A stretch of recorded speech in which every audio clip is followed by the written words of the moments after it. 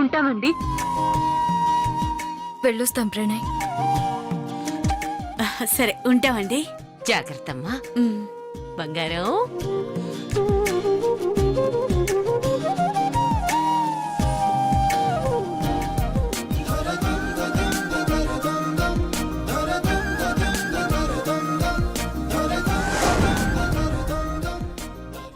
పెళ్ళంటే పందిళ్ళు సందళ్ళు తప్పెట్లు తాళాలు తలంబ్రాలు.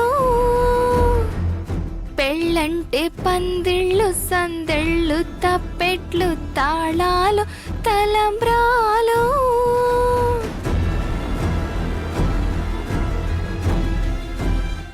ఏంటి స్నేహ నువ్వు చేయబోయింది? ఏముంది, మా ప్రేమ కథని అందరికీ చెప్పాలనుకున్నాను. అది ప్రేమకు అర్థమై ఉంటే నాకే పోతుంది, నీ పెళ్లి ఆగిపోతుంది. అయినా నీ పెళ్లి ఆగిపోతే నాకేంటి, ఐ డోంట్ కేర్. ఎందుకంటే ఏదైనా ఫంక్షన్ ఉంటే స్నేహ ఉండాలి. స్నేహ అంటే ఆ మాత్రం టెన్షన్ ఉండాలి. అయినా ఇప్పుడు జరిగింది జస్ట్ సంగీత్ మాత్రమే కదా, ఇంకా పెళ్ళుందిగా.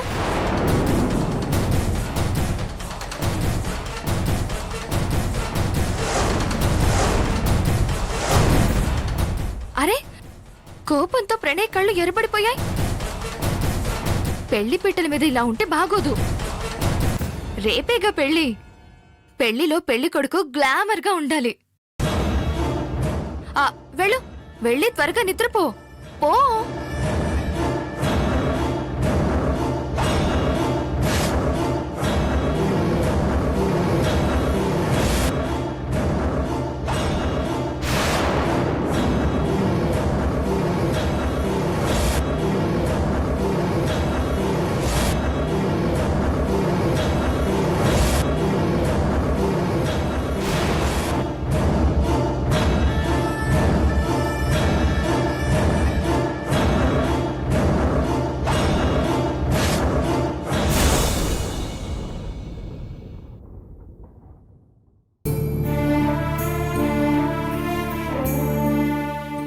ఏంటమ్మా?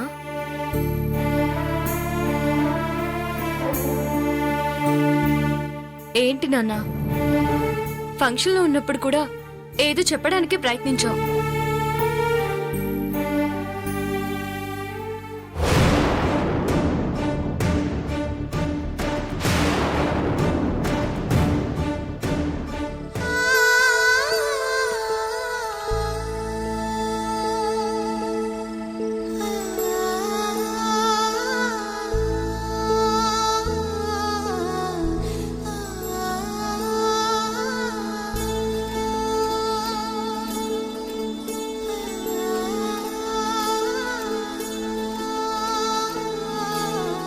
ఊరుకో ప్రేమ.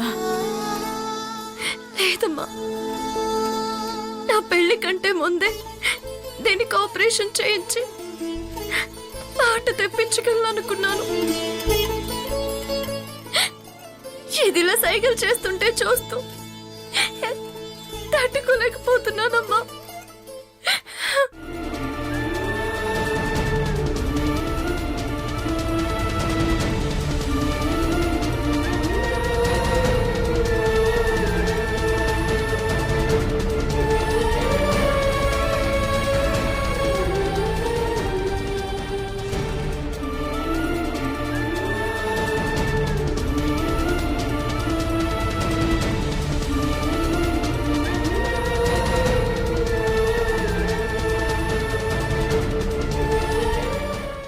నాన్న, నీకు మాట తెప్పించిన తర్వాతే నేను పెళ్లి చేసుకుంటాను అని చెప్పి ఇప్పుడు మాట తప్పానని గుర్తు చేస్తున్నావా?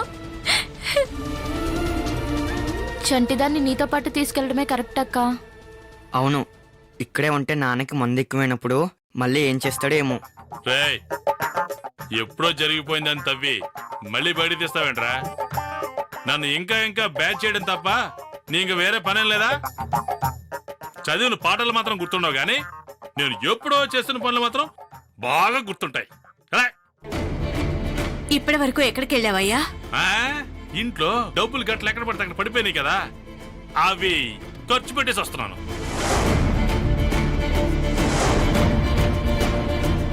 ఫంక్షన్ అని చెప్పి తాళాలు దాచుకుని మరీ పోయారు. అరే ఇంట్లో మనిషి ఉన్నాడు, మన మట్టుకు మనం పోతే ఆడి తిండేంటి మందేంటి అని ఆలోచన ఏమనుందా? ఈ లుక్కులకేం తక్కువ లేదు. ఫంక్షన్ లో బాగా మెక్కొచ్చారు కదా అందరూ. పోండి పోండి.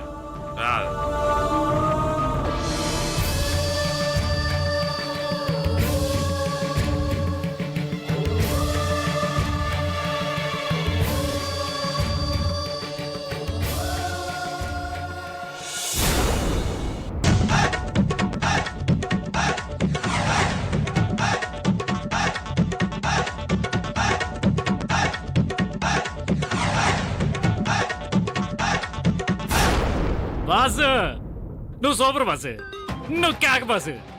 I love you boss. ఏంటిది? పట్రాని సంతోషం బాసు.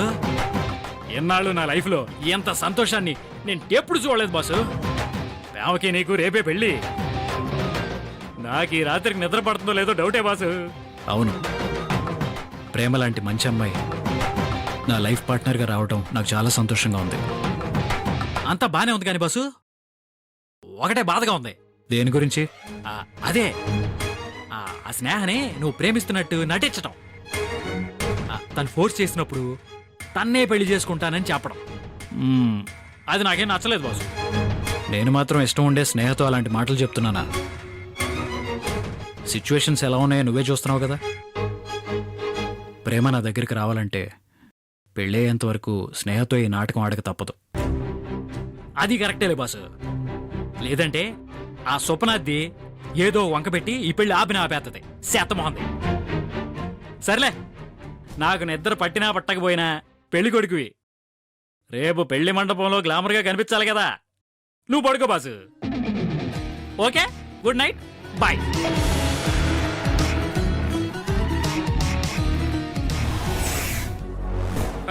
మొత్తానికి అనుకున్నట్టు సాధించావు శివమ్మ. అవును మావయ్య, తెల్లారితే ప్రేమ ప్రణయల పెళ్లి. దాంతో పాటు పాప మన ఇంటికొస్తుంది. 10 రోజుల్లో ఈ ఆస్తి మొత్తం నా పేరు మీదకొస్తుంది. ఇక కోర్టులో గడువు తీసుకోమని ఎవ్వరినీ బ్రతిమ్లాడ్డాలు లేవు. మీ అప్పు త్వరలో కట్టేస్తామని బ్యాంక్ మేనేజర్స్ కి సమాధానం చెప్పుకోవాల్సిన అవసరమూ లేదు. ఈ ఆస్తికి నేనే వారసురాల్ని, ఒకే ఒక్క వారసురాల్ని. అమ్మా శివమ్మ, మెల్లగా, ఇంట్లో ప్రణయ్ ఉన్నాడమ్మా.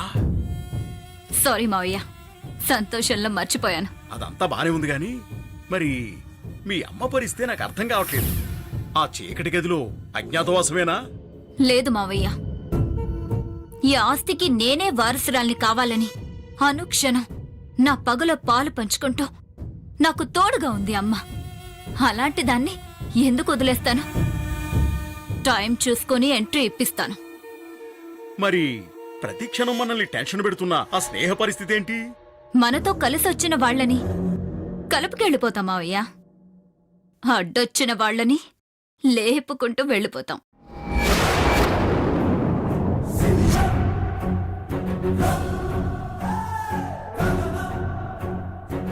ఇక నువ్వు కూడా ఏం టెన్షన్ పడనక్కర్లేదు మావయ్య.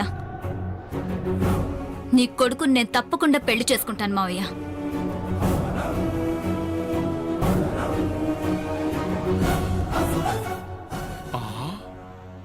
ఇప్పటి వరకు నువ్వు నా కోడలు కావాలన్నదే నా ఆశ. కానీ ఈ మధ్య జరుగుతున్న సిచ్యువేషన్స్, నువ్వు మాట్లాడుతున్న మాటలు, నీ బిహేవియరు అన్నీ చూస్తుంటే ఇప్పుడే నాకు టెన్షన్గా ఉందమ్మా. నా కొడుకు పరిస్థితి ఏంటో ఏమో.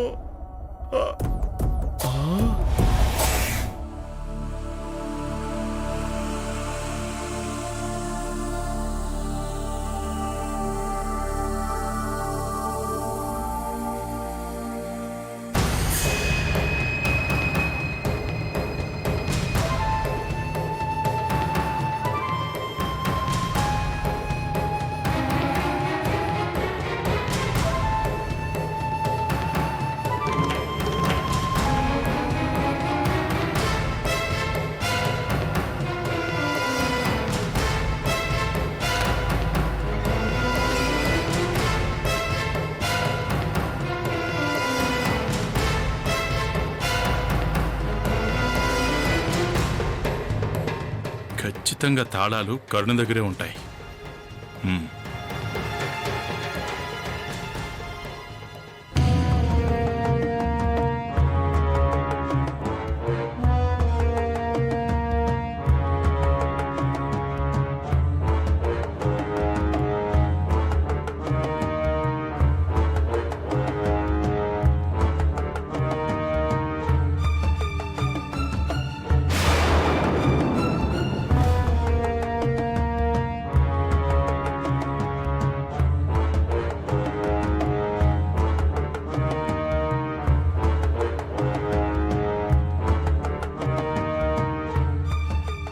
నీటి ఏనుగులాగా ఎలా పడుకుందో చూడు. కదిపినా కూడా కదలడం లేదు. ఏం చెయ్యాలి?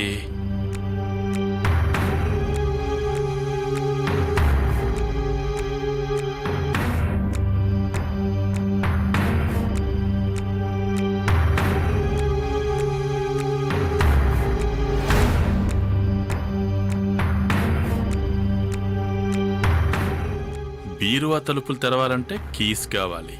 కీస్ కావాలంటే చీపురు పుల్లే ఆయుధం.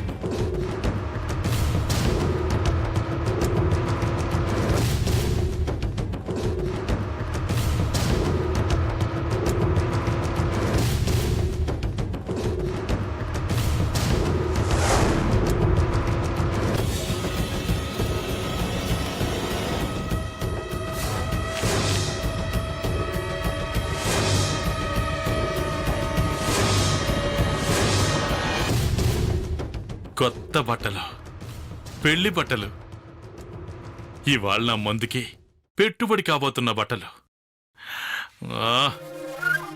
ఏదో ఒక షాప్ తెరిచే ఉండకపోదు.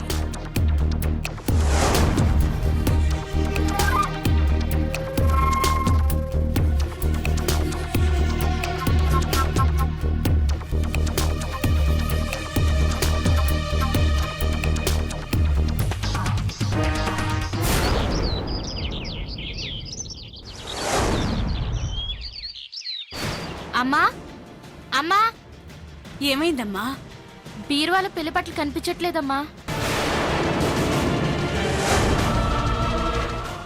అవునా? పెళ్లి బట్టలు కనిపించట్లేదా? బీరువాకు కూడా తాళం వేశాం కదా, మరెవరు తీసినట్టు? దొంగలు మన ఇంట్లో దొంగలు పడ్డారు.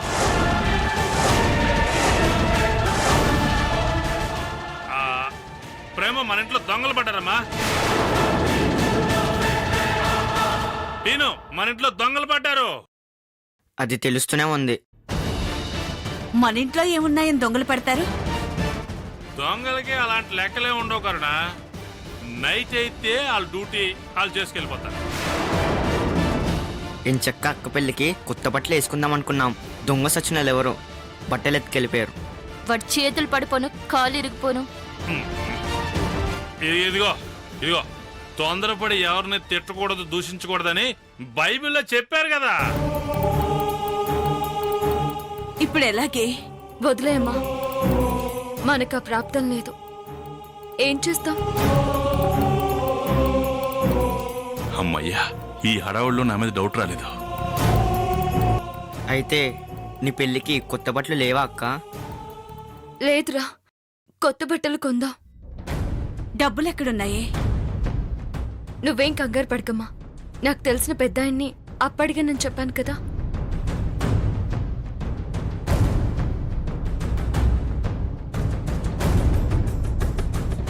హలో అంకుల్, నేను ప్రేమని. ప్రేమ చెప్పమ్మా. అదే మిమ్మల్ని డబ్బుల కోసం అడ్జస్ట్మెంట్ అడిగాను కదా, గుర్తుందమ్మా. ఒక గంట తర్వాత వస్తాను. తప్పకుండా రామ్మా. తప్పకుండా వస్తాను అంకుల్. Thank you. అంకుల్ డబ్బులు ఇస్తానన్నారమ్మా.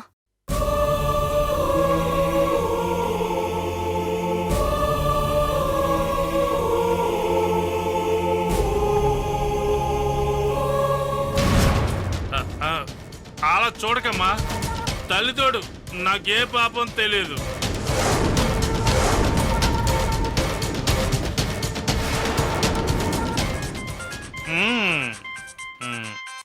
త్రిష చెప్పవే.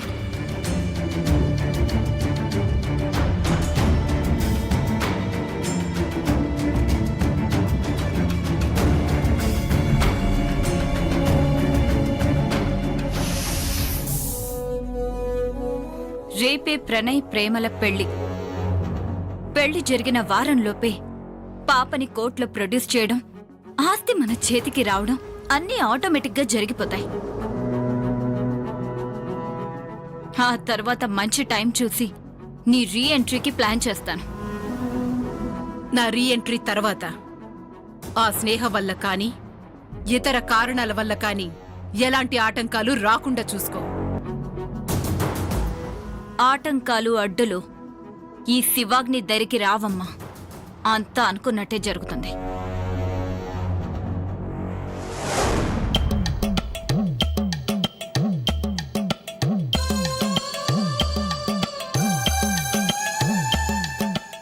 నమస్కారం అండి. సార్, నేను ప్రేమ ఫాదర్ని. నాకు తెలుసు. నేను తెలుసంటే మన క్యారెక్టర్ గురించి కూడా తెలిసే ఉంటది. డబ్బులు అడిగితే ఇస్తాడా ఎవడా? అదే సార్, మా ప్రేమ పెళ్లికని మిమ్మల్ని అప్పడిగితే ఇస్తాను రమ్మనమని మీరు చెప్పారట కదండి. అవును. నిజంగా మీరు దేవుడు సార్. ఓ పేదింటి ఆడపిల్ల పెళ్లికి సహాయం చేస్తున్నారు. ఇచ్చేయండి సార్, నేను వెళ్తాను. నేను డబ్బులు ఇస్తానన్నది ప్రేమకి. తను వస్తే ఇస్తాను. ఏంటి సార్, నన్ను నమ్మరా? మీ ఇంట్లో నిన్ను నమ్ముతారా? ఇప్పుడిప్పుడే నమ్ముతున్నారు సార్. నేను ఒకప్పుడు ఎదవనే సార్, కానీ ఇప్పుడు మారాను. ఎంత దుర్మార్గుడికైనా కన్నీళ్ళుంటాయి సార్. అవతల ప్రేమని పెళ్లి కూతుర్ని చేస్తున్నారు. మీకు ఫోన్ చేసి చెప్దామంటే తన ఫోన్లో ఛార్జింగ్ అయిపోయింది. అందుకనే నాన్న, నా వదులు నువ్వు వెళ్ళి ఆ దేవుడిస్తానన్న డబ్బు తీసుకురా అని చెప్పి నన్ను పంపించిందండి. కావాలంటే మీరు ఒకసారి ఫోన్ చేసి కన్ఫర్మ్ చేసుకోండి.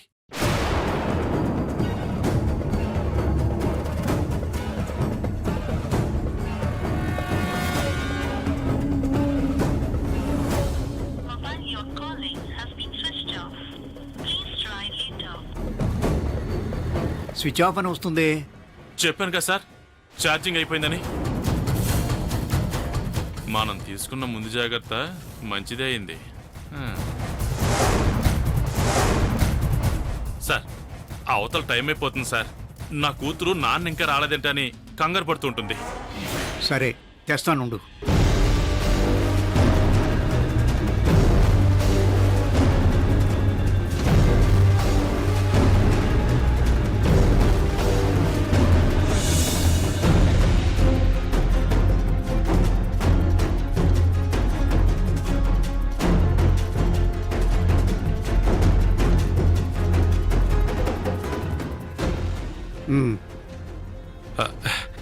చాలా థ్యాంక్స్ సార్.